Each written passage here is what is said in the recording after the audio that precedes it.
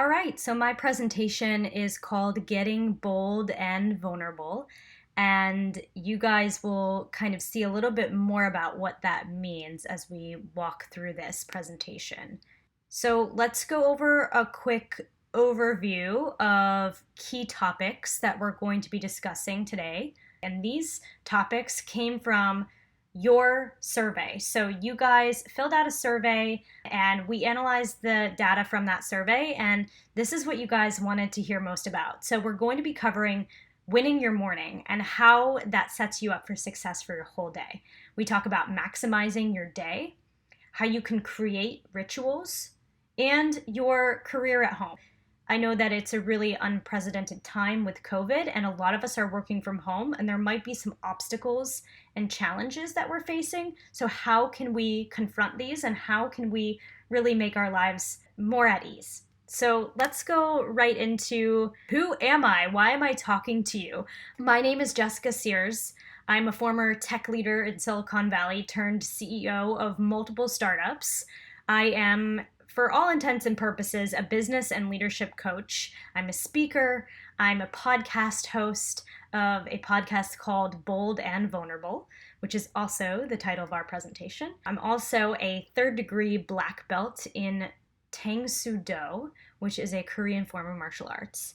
I'm a certified yoga instructor and I'm trained in meditation, and I've helped guide people through their adversities in their lives, including dealing with stress, anxiety, panic, PTSD, alcoholism, postpartum depression, and personal and business challenges, career roadblocks, financial negotiation, women in business, leadership, and more.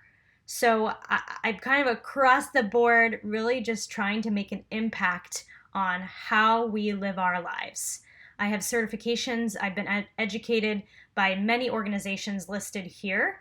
And to be honest with you guys, all these accolades, I could list them all off for you, but the real experience is doing the work. And the real experience is having gone through some of these things myself and bringing these success stories and these stories of adversity to the people that I'm working with. I help people change their stories so that they can in turn change their lives. And raising people's consciousness isn't just a hobby for me. It's really a journey that I went through on a personal scale. So imagine yourself hitting a rock bottom. Maybe you've been there. Have you ever grabbed 2 pints of ice cream and just sat on the cold, hard kitchen floor? Or have you ever tried to put on your pants and they just wouldn't button up? Or have you ever drank so much alcohol that you fell asleep wrapped around a toilet bowl or on the floor? Or maybe you've been so busy with work that you snapped at your kid or your husband or your wife who was just trying to spend some time with you and connect with you. And then you had to say, enough is enough. I need to make a change. Back in 2016 is when I made this change, and it was around that time when I began to realize that I was living somebody else's version of my life. I was not eating right. I wasn't healthy. My mindset wasn't right. My relationships weren't the best they could be, and I was really blaming other people.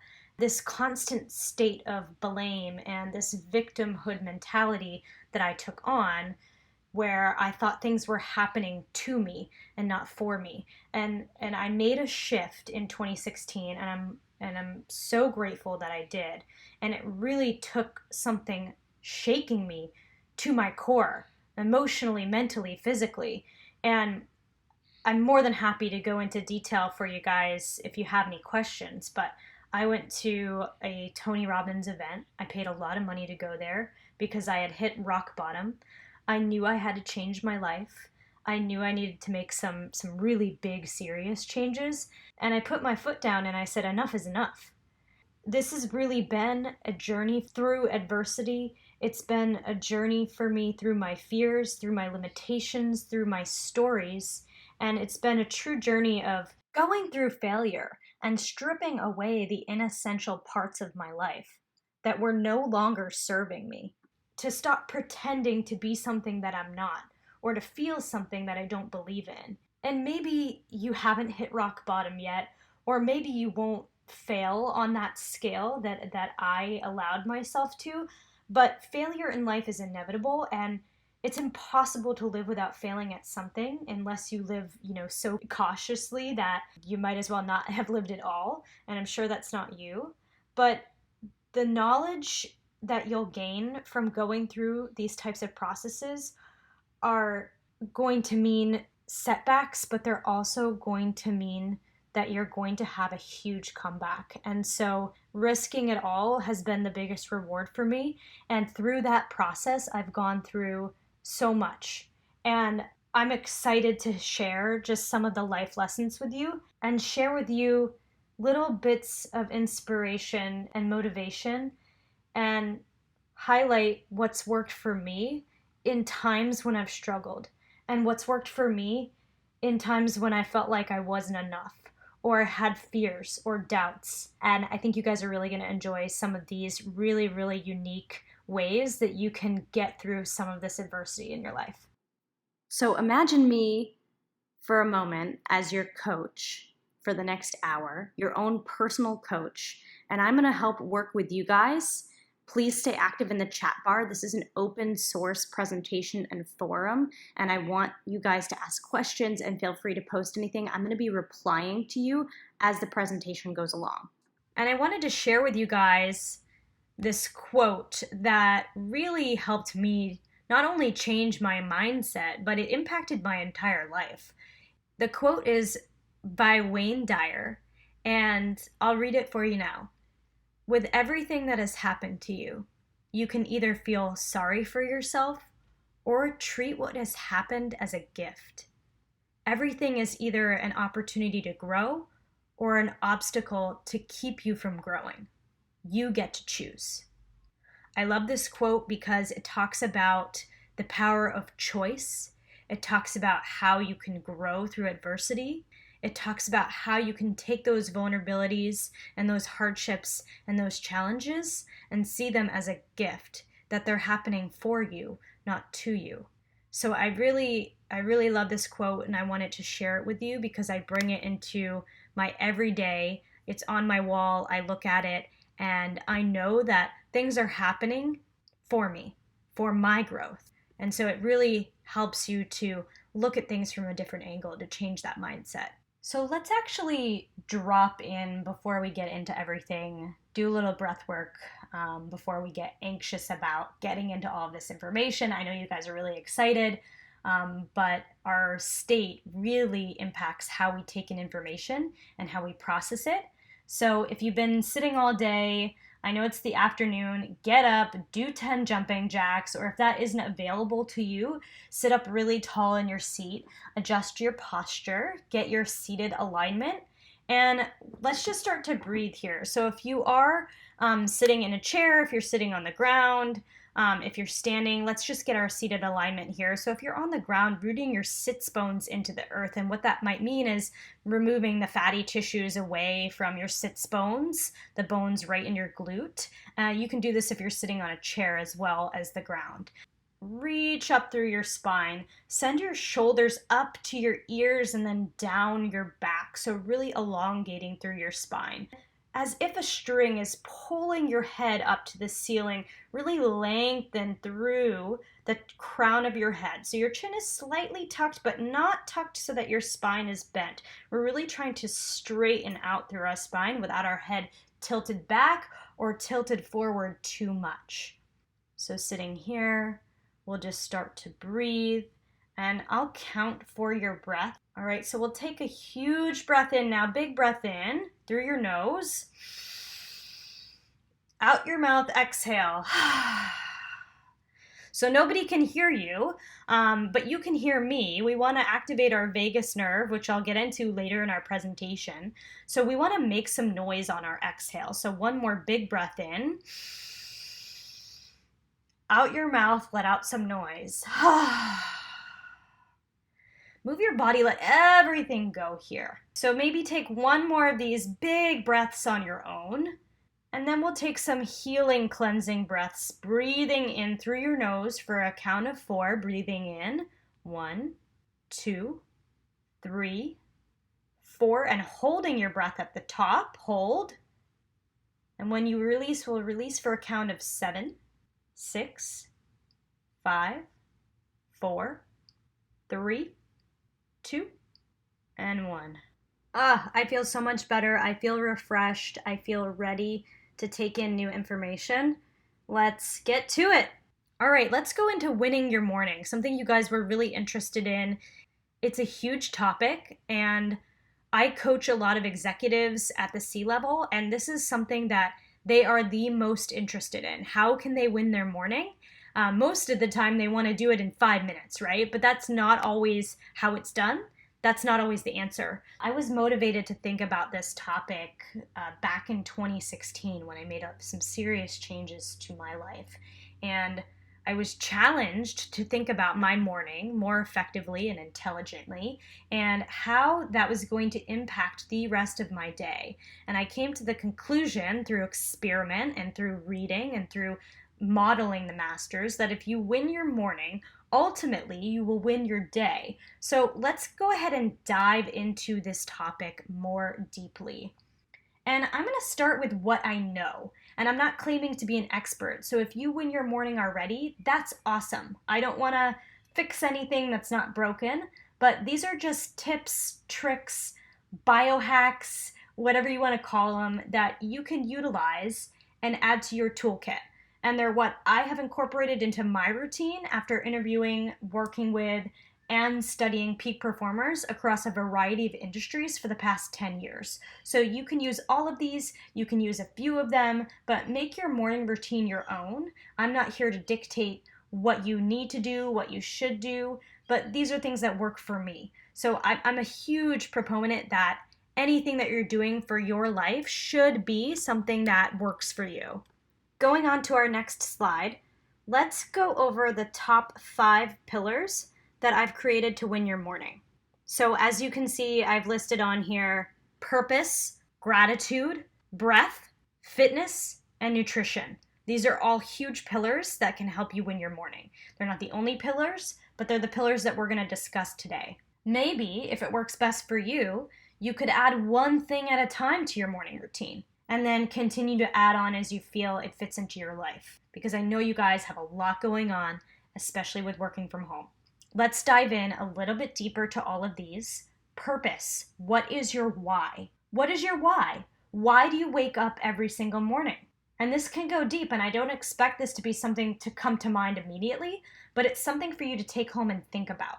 Or you are home, so think about it later on, journal about it. But what's your why? And we'll go into purpose on a smaller level, under a microscope, into what the purpose of winning your morning is. Gratitude.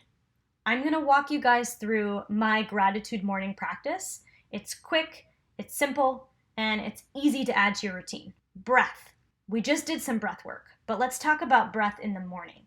Breath impacts your physiology, and it's one of the things that I do, and which we can dive into in a little bit, is using the Wim Hof breathing method. If you know anything about the Wim Hof method, it includes an aspect of breathing as a ritual and then also an ice cold plunge afterwards. And it's all about mindfulness, and it's a huge commitment. So we'll dive into that a little later. So please hold your thoughts and your commentary because everyone always has a ton of questions on this, but we'll dive deep into this later. Fitness. Motion equals emotion. So think about what is your daily, your weekly fitness routine. Doesn't have to be in the morning. It's part of my morning routine, so that's why it's listed here. But it's important to have a fitness routine at any part of your day, whenever it fits in. But for me, it's in the morning, so I've added it here. Nutrition. Even if you don't have a nutrition plan that you're following or anything that resonates with you, it's really important in the morning to alkalize before you acidify, to reset your body, to rehydrate your body, to fix your pH balance in your body for energy. So we'll dive into a little bit more about this later. Huge disclaimer here, for any fitness and nutrition advice, this is what works for me. Consult your doctor or fitness coach before doing anything that might be detrimental to your health, and that's just my disclaimer. The rest you can take in as you need, but this is what's worked for me, and it might also work for you. All right, let's break these down even further. And taking the first 3 ways to win your morning: purpose, gratitude, and breath. Let's start to apply real life action to these rituals so they're palatable for daily adoption. Let's go ahead and talk about purpose in regards to our morning and how we can create alignment. Let's accomplish something right away. So psychologically, this boosts your hormone levels, gives you a check mark for the day. You can even write it on your to-do list and then get another hit of dopamine, which is your accomplishment hormone. The higher the dopamine levels in your body, the higher is your alertness, your focus, creativity, long-term memory, and concentration. Dopamine is the motivation molecule that drives you to seek rewards in achieving goals and enables you to take the effort it requires to be successful. So maybe you want to write this one down on your to-do list, and then after you do it, you can go ahead and cross it off your checklist to get that hit of dopamine. So what can we do right away that we can accomplish? Something that's super simple and easy. Making your bed. The most simple task in the morning. So congratulations. You accomplished one thing for the day. You're done. And that could be it for you. But let's go a bit further. How about grounding? Putting your feet on the earth in the morning. Now, depending on where you're located, that could be difficult. If you're in a high-rise apartment in the city, go ahead and just get barefoot and put your feet to the floor. I'm in more of a suburban area, so I like to take a walk outside to get my bare feet right on the earth while my coffee's brewing. This way you also get a hit of fresh air, you connect to nature, and you don't take your phone. So this can be 1 minute or 1 hour, whatever you want it to be. For me, it's a quick, short minute or 2, maybe 5, where I'm outside, I'm walking around, and normally my cat is following me. It's really nice to get that bit of fresh air right in the morning. Now let's focus on gratitude. This is a huge piece of it because this really has to do with mindset. This is also relevant to our current lives because some of you may wake up in anxiety or panic due to COVID or other things that are going on and be in a constant state of fear. And the good news is that you can't be grateful and fearful at the same time. It's not possible. So when you start your morning, you just woke up, you made your bed, you've checked off one thing for the day, you got grounded. So now you can either in your head or writing this down in a journal if it helps you visually, say 3 things that you are grateful for. This could be as simple as you are grateful for the wind on your face, you are grateful for the heart that beats and allows you to live each day, you're grateful that you got to spend time with your uncle, your sister, your brother, your parent. This can be anything you want. Think of 3 things. I do this in my head. Sometimes I journal about it, but for me it's more meditative. So whatever works for you. So let's do this now. So think of one thing that you're truly grateful for and maybe write that thing down. All right, and now think of a second thing that you could be truly grateful for if you really tried, and maybe write that thing down. All right, and now think of a third, something that you can truly be grateful for if you really had to try. So this is a wonderful and quick practice to get out of a state of fear. And fear can come upon us. We might not even notice it, maybe from the news or articles that we're reading. There's lots of things going on in the world, social media distractions. You can use this at any time, not just in the morning, but it's a really great way to maybe reset your mind, get yourself focused for having a really nice, purposeful day. I typically do 3 for gratitude and then 3 to thrive. So let me break that down for you. 3 to thrive is 3 things that if you accomplished those things, your life would progress and grow. They can be anything, but this is futuristic. It's not a to-do list. It's something where you close your eyes, you can do it now, close them, and then think of something that would truly make your life thrive. And sometimes we go straight to professional and career goals, but you can take a step back and go into your life goals as well, your personal goals. But if it's within your career, that's completely fine as well. Just don't forget, we are more than what we do for work. So what's one thing that if you accomplished it, your entire life would shift? Think of that thing now, think of it being done. It's already accomplished. And then you start to think of how you feel. Is there a smile on your face? Who's with you? Where are you? What smells can you smell? What do you see? I put one hand on my heart, take a deep breath in, deep breath out. And then you think of 3 things in that way that they are already accomplished. So that is 3 for gratitude and 3 to thrive. Really amazing, life-changing, winning your morning routine. Now let's get into breath. We did a little bit of breath work, but let's get into the Wim Hof breathing method and cold plunging. This is a huge part of my morning. It's changed my entire life. I'll probably say that about a lot of things, but if you guys can take something away from your morning routine, I would say the Wim Hof method and cold plunging has really changed my physiology in the most profound way. The Wim Hof method, and you guys can do your own research as well, but it's based on 3 powerful pillars: cold therapy, which is the part that everyone hates, breathing, and commitment. The first part, you're slowly getting into an ice bath. So athletes use this to heal sore muscles. It's been used in Finland and Poland for years and years and years. It helps you improve your energy level. It helps master scientific breathing techniques, detoxing your body. It helps reduce stress levels if you're feeling stress. It rebalances your entire nervous system and strengthens your immune system. Super important right now with COVID, strengthening your immune system and your nervous system. And then the last pillar that it focuses on is commitment. So just going deep into your physiology takes commitment and willingness to move outside some of your comfort zones. Some people might think, I could never get in an ice cold bath. That's okay. Maybe try to slowly take colder and colder showers. And sometimes, if I don't have time to do an ice bath, I'll just take a shower. And then before I get out of the shower, I'm doing a cold shower. So ice cold plunge. And again, do what works for you. But this can shock your body and it can really change your physiology. And why is that important besides some of the benefits that I just listed? Those physiological benefits give you more energy and focus. It not only boosts your immune system, like we just talked about, but it's also a natural anti-inflammatory for your body. It helps you regulate your sleep cycle, which we can dive into later. It relieves arthritis pain, fibromyalgia. It's a post-treatment for Lyme disease.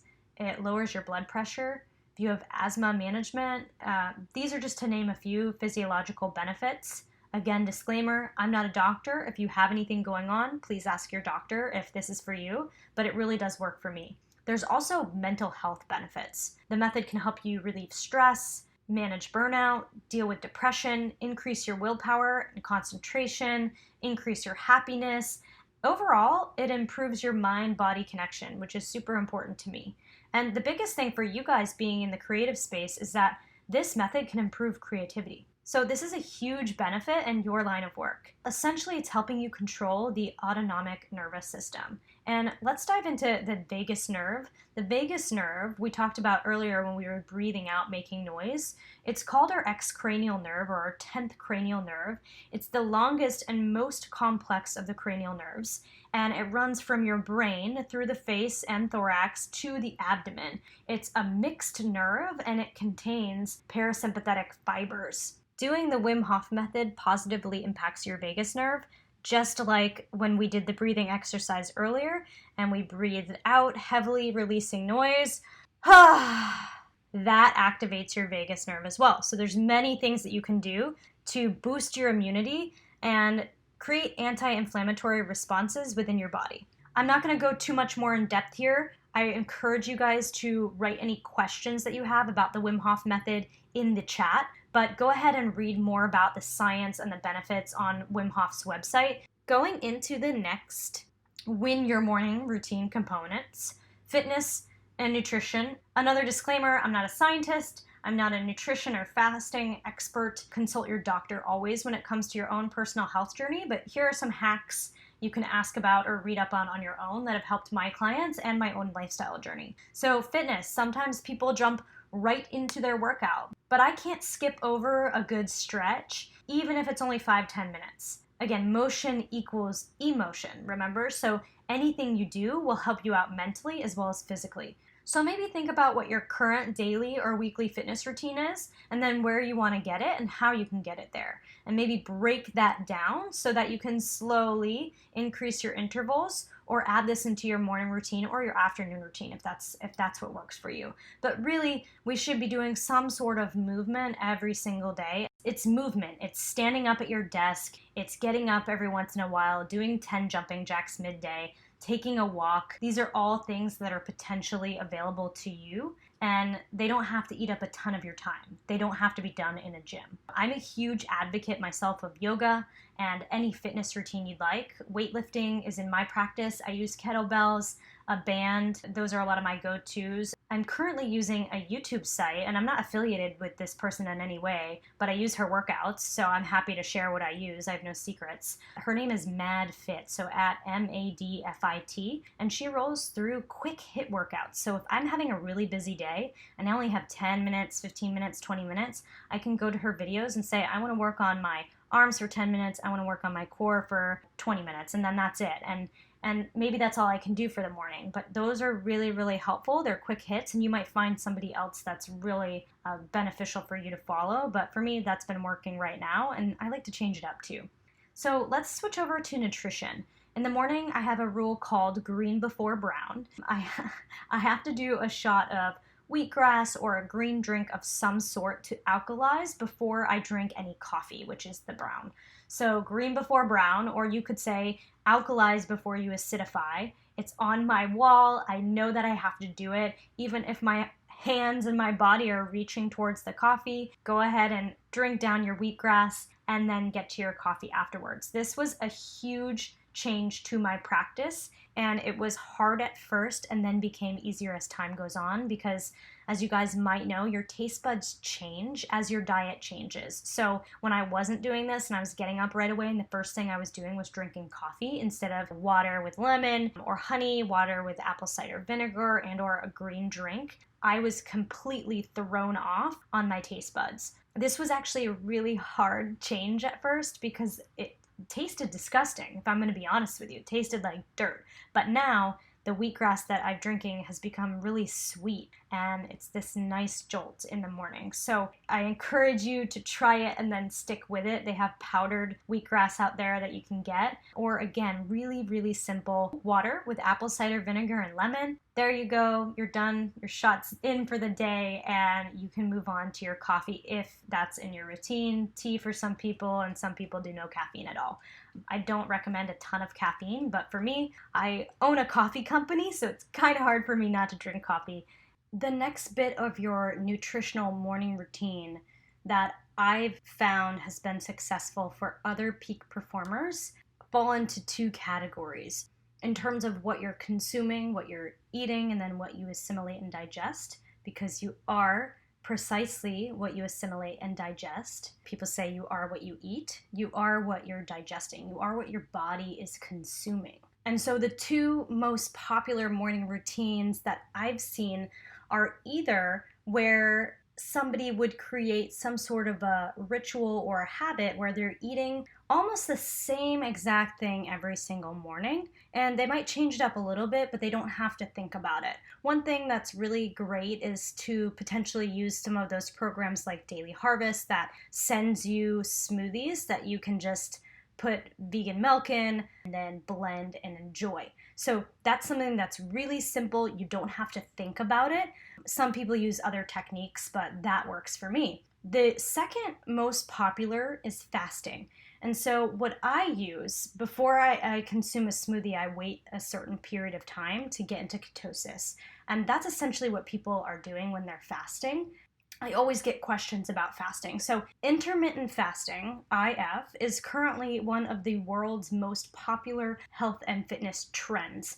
And I want to say trends because there's not a lot of data or science to back it up, but there is a lot of data behind fasting in general. This goes back to, monks from years and years ago that used fasting as a technique for mindfulness. Some people nowadays are using it to lose weight or improve their health and maybe simplify their lifestyle. Many studies show that it can have a powerful effect on your body and your brain, and it may help you live longer, but again, those studies are still going on. What I use is the 16-8 intermittent fasting. So I'm not going a full day without eating. I think fasting for a week here or there throughout the year is awesome, but in terms of every day, the 16-8 is really great. It works for me and it works for some people that I've coached over the years. So that involves eating only during an 8-hour window and fasting for the remaining 16 hours. Fasting while you're sleeping helps, so you wait to eat in the morning and then you cut yourself off before late hours and you eat within that 8-hour window. That schedule doesn't work for everyone, but it's just what I use for myself, and sometimes I fall off, so no pressure on anyone to start fasting at all. Again, always talk to your doctor before you change anything. And additionally, when you are eating during the day, try to get in your greens and try to buy organic greens when you can. I'm vegan, so I'm not going to go on and on about it, but if you have any questions, again, post them in the chat and I'll try to get to those. I also want to touch on sugars. I try to avoid or reduce unnatural sugars, which is an addiction that sometimes we're unaware of. But diabetes is real and it's a huge challenge in our current society. So if you are consuming anything, try to go towards natural sugars, which I mean by that is fruits that are organic. You can check out the Dirty 30 so that you can buy the correct vegetables organic. I try to buy everything organic because you just never know. You never know what pesticides or chemicals are being put on your food. And a lot of people ask me about supplements. So again, I'm not deep diving on these topics, but I'm going to brush over them and allow you guys to do your own research. I don't take many supplements at all, unless it's powdered mushrooms like reishi or lion's mane or along those lines. Cordyceps are really big in my routine, and I add those to my smoothies, or I take them in a little pill form. But I would say what I've heard are the best for your health and longevity are vitamin D, whether that's you live in an area where you're getting vitamin D from the sun, or maybe you take some sort of a supplement. Algae is a huge way to get a vegan source of vitamin D. And then B12 is another one that I've heard across the board recommended. So there are different versions of B12 that you can take. Some people recommend magnesium as well at night. It might help you sleep. I don't take any of those things regularly besides the powdered mushrooms. So that's all I'm going to do in terms of a dive into supplements. I'm a huge advocate of powdered mushrooms, reishi, lion's mane, cordyceps, and all of the healing powers that they have. So if anyone has questions about that in the chat, I'm knowledgeable on healing mushrooms and their powers. And I'm not talking about psychedelic mushrooms. That's a totally different topic. I'm talking about healing mushrooms that can help your gut health, that can help with things like early onset Alzheimer's, memory, focus, giving you bursts of energy, those types of healing methodologies, and I'm happy to answer questions about that. All right, moving on.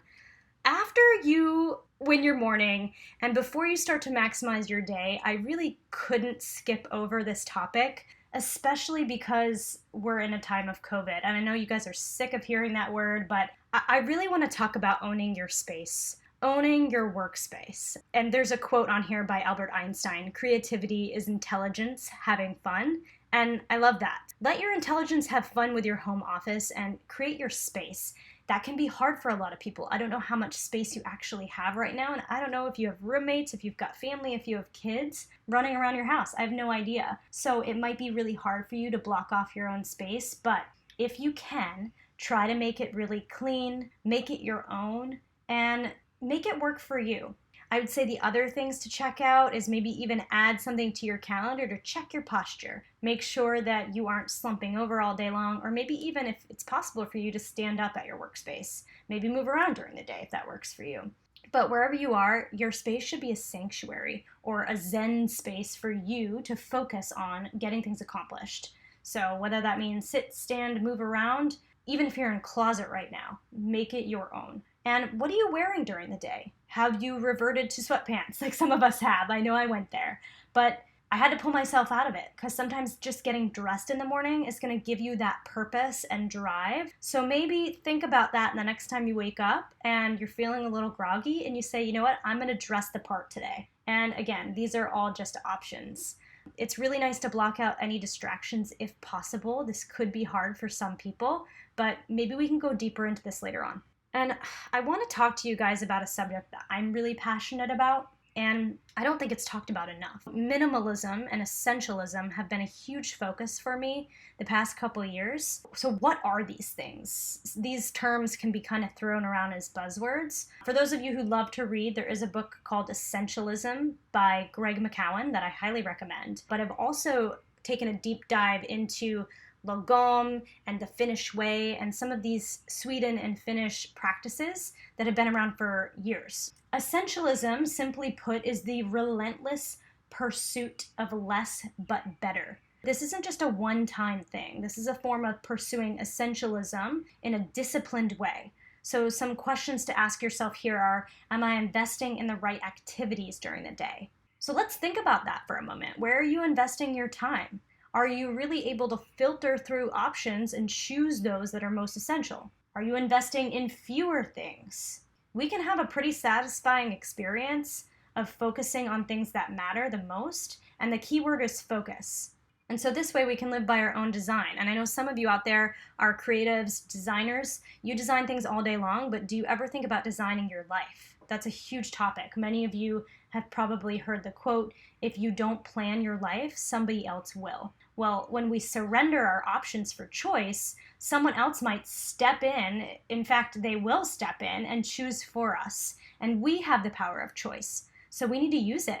And I'm going to cover more about how we can say no in a friendly manner later on in our chat. And so let's keep this at the top of mind that your highest priority is to protect your ability to prioritize. And really that's what I mean when I'm focusing on essentialism. And it's a practice. It's a practice for a reason because it's ongoing and it's something that I'm working on. So I definitely wanted to share it with you guys. Minimalism is something I've been practicing for a while. And for those of you that follow me closely, you know that back about 6 years ago now, I built a tiny house and got rid of a ton of material possessions. Go to the chat if you have questions on that, and we can dive a little bit deeper. But what is minimalism? This is a concept. It was a trend in sculpture and painting that arose in the 1950s, which used simple, typically massive forms. But more modernly in culture, bringing kind of a minimalist or practicing minimalism as a lifestyle helps people question what things add value to their lives. So by clearing the clutter from our life, we can all make room for more important aspects of our life. So that essentialism and minimalism go really hand in hand. And I'm talking about all areas of your life: health, relationships, passion, growth, contribution. This can go across the board. Minimalism is simply a tool in your tool belt that can assist you in finding freedom. It means freedom of fear. It means freedom of worry. It means freedom of overwhelm, freedom of guilt, of depression, freedom from the trappings of the consumer culture we've built our lives around. So real freedom. And that doesn't mean there's anything inherently wrong with owning material possessions, but it simply allows you to make the decisions more consciously and more deliberately. Minimalism has helped my clients with a lot of things: reclaiming their time, eliminating any discontent in their lives, living in the moment, staying in the present, pursuing different passions that they have, creating more and consuming less, discovering missions and values and passions and purpose, focusing on health. It's helped them grow as individuals. It's helped them contribute beyond just themselves. So contribute to the greater good. And it's rid them of the excess stuff in their life, so that they can then discover more purpose. And this is huge. And again, it's what I've been working on in my own practice, and I would be remiss if I didn't share it with you. You guys may have heard of Marie Kondo. Kondo-ing is the new trend inspired by Marie Kondo and her cleaning philosophy on decluttering and tidying up, and that's based on if something brings you joy or not.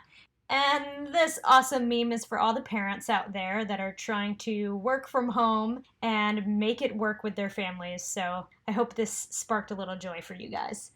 This is a tool that can help you on where to start with essentialism and minimalism, and how you can start going room by room, especially with your workspace, which we've focused on already, and how you can start to ask yourself if something brings you joy or if it can be sent to Goodwill where someone who gets more joy from it can use it. And therefore you declutter your own life. Now that we've won our morning or talked about ways that you can win your morning, and we've created our space, Now let's move on to maximizing our day. Taking a deeper dive here on how to maximize your day. These are lessons from my life and lessons that I've gathered over the past 10 years from peak performers across so many different industries. One of the biggest things in terms of maximizing your day is kind of counterintuitive. Taking a recharge day could really be your answer. It may seem like it's not beneficial, but in the long run, it could be making you more and more and more efficient. You can't drain your battery and run on low for too long.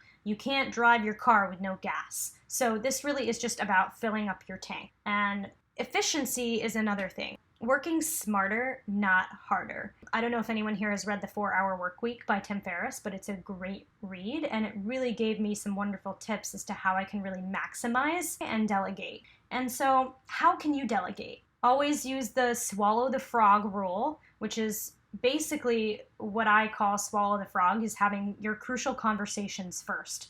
Blocking off your calendar if you need to take a break. Partnering or outsourcing things that you aren't efficient in and get those off your plate. Really, it's how can you create more efficiencies so that you can then maximize your day. One of the things that has really changed the way I'm maximizing my time, and this is the importance of saying no. And a lot of people are very uncomfortable saying no, and I want to create a no movement. And there are times, I will say, when you should say yes to things. I totally believe in that. However, saying no is also important, and knowing when to say no is important.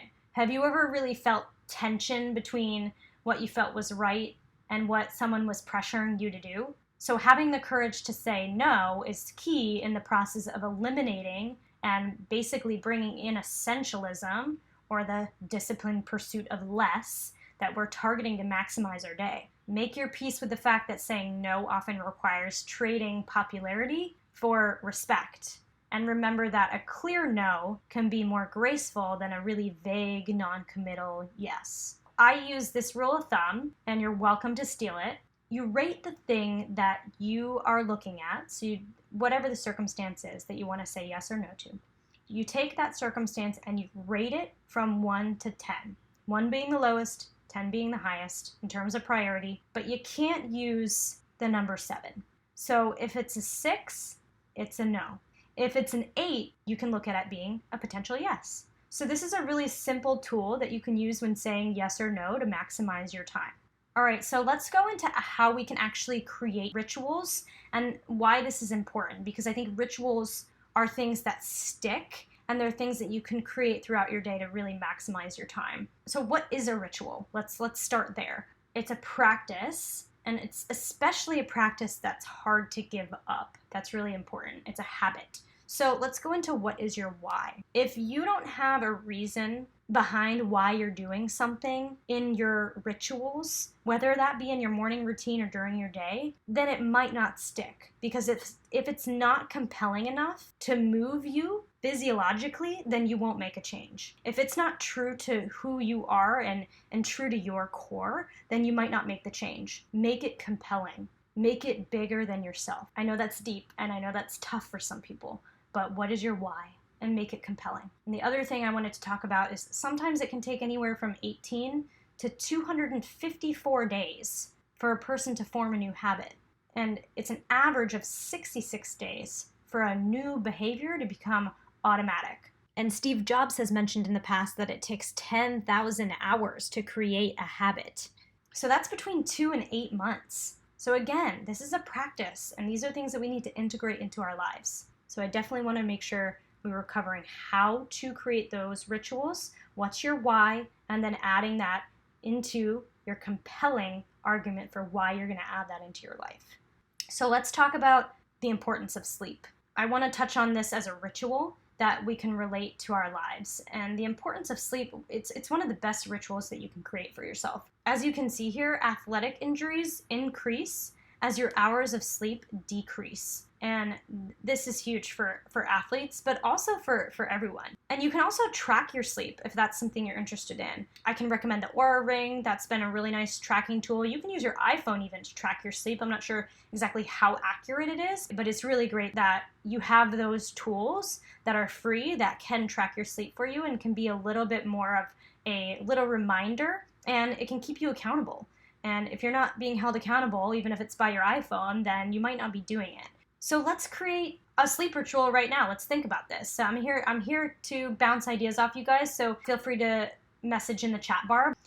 Do you have a sleep ritual? What time are you going to go to sleep? What time are you waking up? How many hours of sleep is your goal? Do you have an alarm ritual? Do you set your space? How's your bed placement? How's the feng shui of your bed? How dark is your room? Can this be minimalized or decluttered? Do you have boundaries in your bedroom? Is technology allowed in your space? Are you on your phone or computer late at night? Do you have a lot of blue light emitting onto your body? Are animals allowed in your bedroom? What are your bedroom boundaries? And if they don't exist, create them. Do you track your sleep? Do you hold yourself accountable? These are all things that you can do in terms of creating a sleep ritual. Let's dive into your career at home, whether it's permanent or not, and cover some obstacles and solutions. You might have family, kids, you might have issues with a workspace, or it might be a shared workspace. You might have issues with attention or noise in the background. You might have technology challenges. You might have a spouse or multiple roommates all working from a small home space. And these are all real things, and they're all valid. And hopefully now you have the tools to create new rituals for yourself for the new work from home life, and create your space for yourself and declutter and minimalize and make everything essential, right? So you can focus and achieve. So let's talk about the rituals that you can create here in your new world. Can you change things up with your kids? Can you change your typical dinner time or ritual? Can you delegate some meetings or consolidate to save you time? Can you block off your calendar when you need a break for a quick walk? What if you can't find a solution in what we just went over? What if those aren't solutions for you? That's okay. Let's focus on something else that might work for you. You might not want to hear this, but your mindset. Your mindset is everything. Negative thoughts can actually kill you because stress can kill you.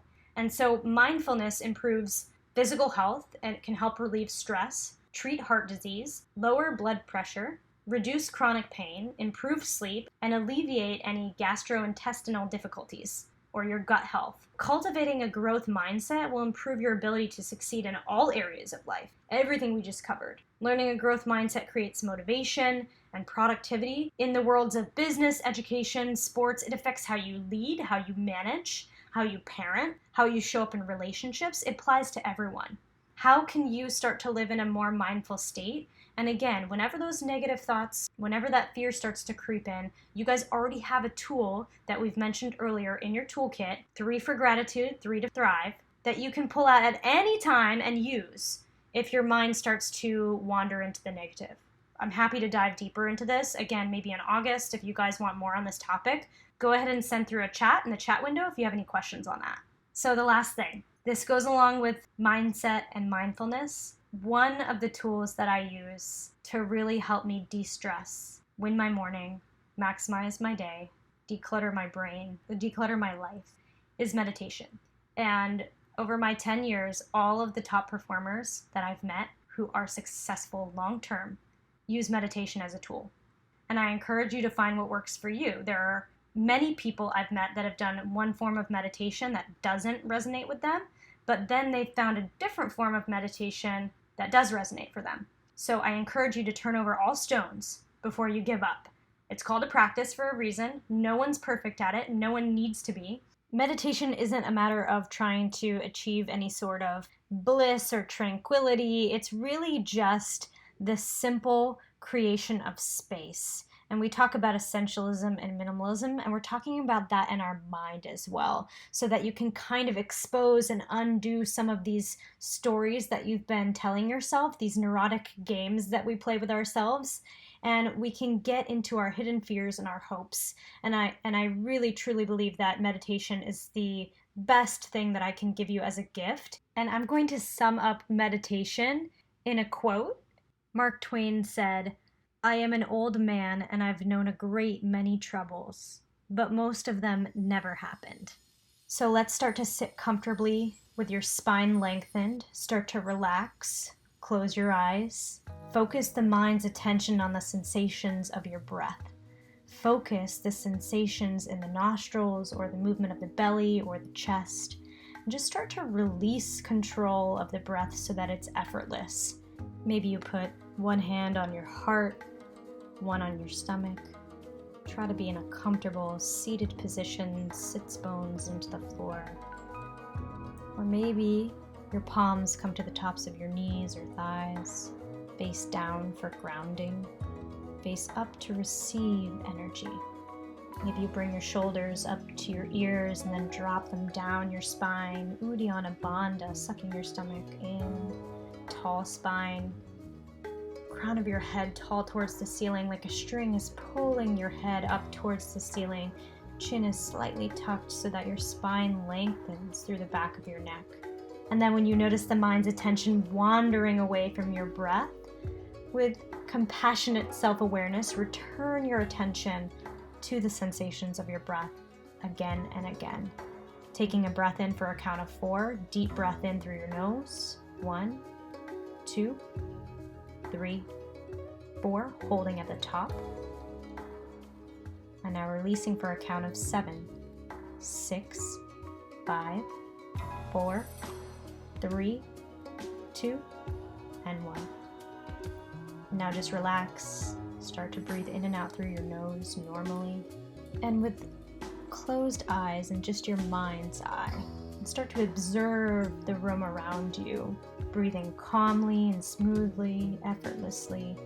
Relax any muscles that don't need to be working. Drop down your shoulders, relax your jaw. Maybe give your eyebrows a wiggle, and then feel the changing field of sensation in your body. And watch as you experience the awareness that's unfolding moment to moment. Allow what you're aware of without changing or modifying your experience to just sit with you. And let the mind simply observe whatever occurs in your awareness without pushing anything away, holding on to anything, or changing anything. And allow any sensation of separation between you and what you observed to dissolve. Let it melt away from your body. And allow yourself to merge into non-dual awareness, where the seer becomes the seen. And if your mind has wandered, maybe coming back to your breath. May I be safe and free from harm. May I be happy and peaceful. May I be healthy and strong. May I live joyfully and with ease.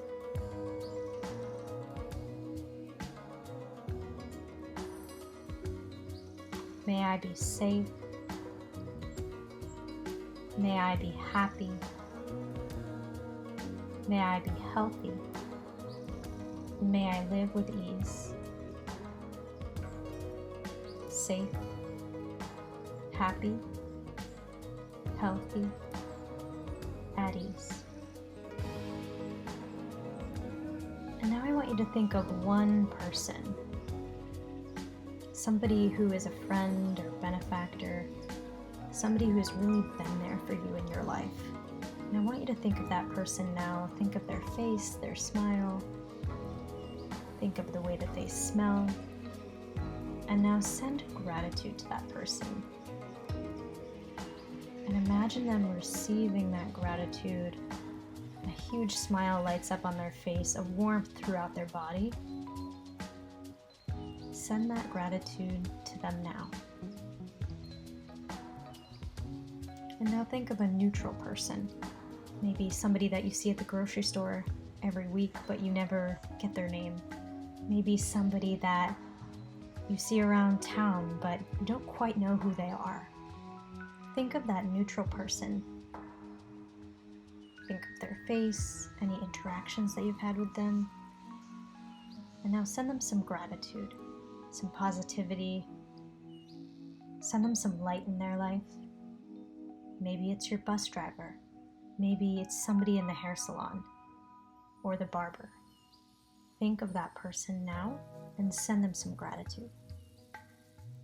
And watch as they receive it on their face, their smile, giving them hope.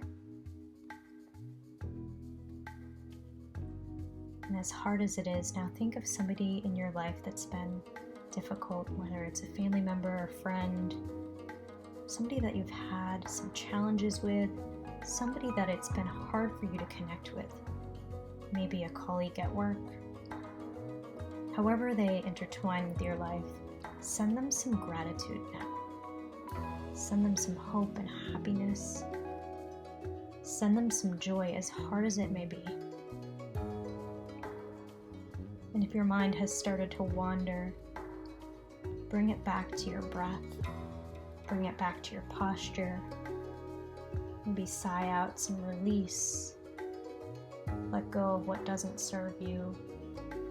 Maybe engage your vagus nerve here, letting out some noise.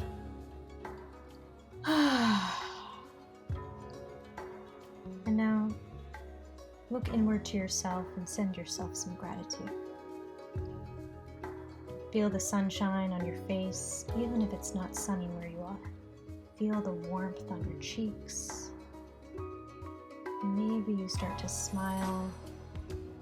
The edges of your lips start to curl up, giving yourself some joy, some gratitude, some love, some heart opening.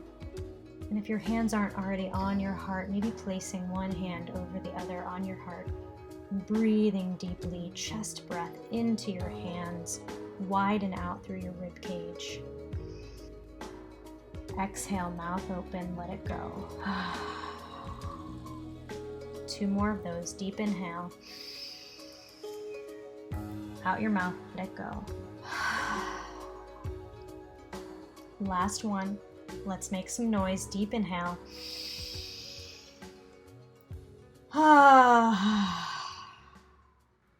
Thank you guys so much for your time. I know we just went really deep.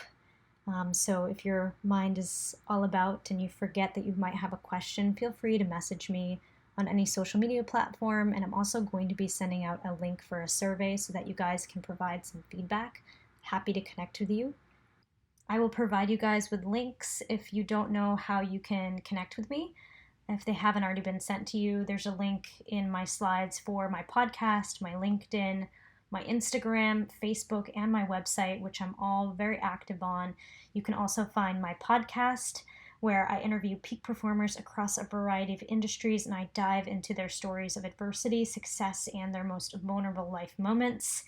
And this presentation was all about being bold and vulnerable, and I appreciate you guys going deep with me. You're more than welcome to contact me directly. My email is jessica.a.sears@gmail.com. I'll add that into our chat, and I will open up the floor for any last-minute questions. Thanks, guys. Namaste.